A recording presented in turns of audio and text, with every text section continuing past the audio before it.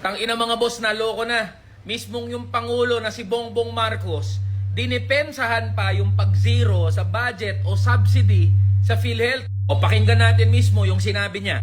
That is, we do not want to subsidize it is because it is the subsidy with lang doon sa bank account ng PhilHealth, hindi magagamit.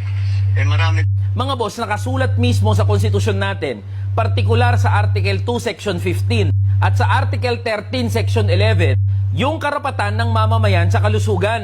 Ang nakasulat nga doon, the state shall adopt an integrated and comprehensive approach to health development, and it shall prioritize the needs of underprivileged, sick, elderly, women, and children. Kaya nga nagkaroon mismo ng Universal Healthcare Act Kasi sabi ng konstitusyon, karapatan ng mamamayan ang kalusugan. E di simpleng tanong, Mr. President, lahat ba ng mamamayan, lalong-lalo na yung mahihirap at yung mga senior citizen, covered na ba sila ng PhilHealth? Sabi ng batas, dapat covered sila Keso nagbabayad sila ng premium o hindi. Alam mo ba, Mr. President, kung anong sitwasyon sa mga public hospitals? Nakabisita ka na ba kahit minsan sa public health hospital? Nakita mo na ba gaano karaming pasyente ang nakapila dyan?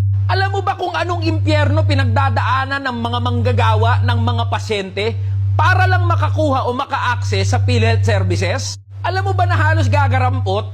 Mumo yung naibabawas sa bill gamit yung PhilHealth? Alam mo ba yon, Mr. President? Sure ako hindi mo alam yan, kaya yan mga pinagsasabi mo. Tapos ang ginawa ng Senado at Kongreso, siniro yung budget o yung subsidy sa PhilHealth.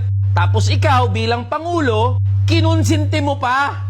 Kung ang problema nyo ay underutilization ng funds sa kabila ng ganitong sitwasyon ng mga manggagawa, ng mga pasyente at ordinaryong Pilipino, ang solusyon dyan, simple lang din disipain mo yung inappoint mo na CEO ng PhilHealth na si Emmanuel Ledesma. Isama mo na yung buong board ng PhilHealth. Tapos anong sabi mo, Mr. President? May pagkakagastusan na ibang mahalagang bagay. Anong mahalagang bagay, Mr. President? Binawasan nyo yung budget sa edukasyon, sa CHED, sa DepEd, sa free college tuition. Tapos binawasan nyo yung budget ng iba pang mga ahensya ng gobyerno. Tapos anong mababalitaan namin, ha, Mr. President? Akap ng pinsan mong si Martin Romualdez, nakakuha ng 26 billion pesos? Sa tingin mo, Mr. President, anong mensahe ang pinaparating mo sa amin na ordinaryong Pilipino? Naming mga manggagawa at PhilHealth members na mas mahalaga yung akap, yung ayuda ng mga politiko kaysa kalusugan ng mamamayang Pilipino? Ganun ba, Mr. President? Gago ka pala talagang presidente ka Mga boss, wag tayong pumayag dito sa sinabi ni Bongbong Marcos tsaka ng mga senador at congressman. Labanan natin to, kalampagin natin silang lahat. Buhay at kalusugan nating mamamayang Pilipino ang nakataya dito.